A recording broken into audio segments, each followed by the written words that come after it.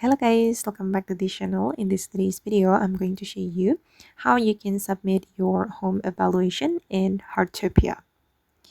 Okay, let's get into it guys. First of all, you can open up the watch menu and then you're going to go to the Developers Guild and select this evaluation menu, and here you will be able to submit your home evaluation.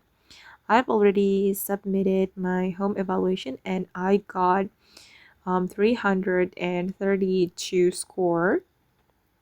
Okay, and this is the details about the home evaluation. Submit your home and wait for evaluation. Evaluation result will be revealed at 6 on Saturday.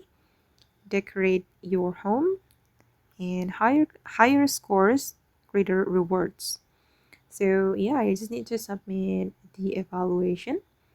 Tap on submit, and I'm going to select the home that I want to evaluate. I'm going to submit this one.